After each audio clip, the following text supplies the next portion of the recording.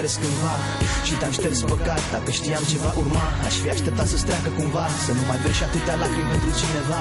Chiar dacă pentru mine, că nu știu dacă voi putea să ți le șterg, că da, cred că voi pleca. Nu vreau să crezi că vreau a te abandona, dar simt că trebuie să plec altundeva. Sunt captiv în lumea mea și vreau să înțelegi că nu pot să mă las, să te las să mă legi. Un ocean de vise am șters, îmi pare rău că am ales să fiu ultimul vers. Un ocean de lacrimi simt, ochii mei încet se sting.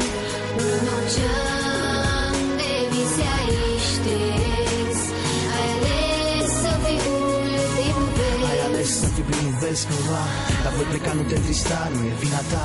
Un ocean de lacrimi, privirea îți îneacă, te uiți gândând la mine și îmi spui pleacă. O să plec oftând, spunând că-mi pare rău, că nu pot să fac parte din visul tău. Și știu că acum ți-e rău și încă speri că o să mă întorc, nu mă întorc nicăieri mâine.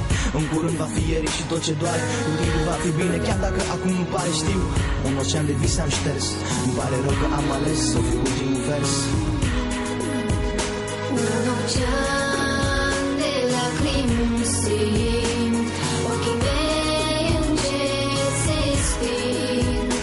Un ocean de vise ai șters, ai ales să fii ultimul vers.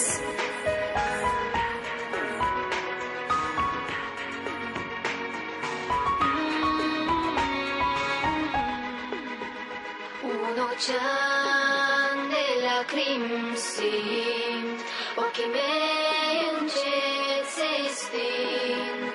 Un ocean de vise ai șters, ai ales să fii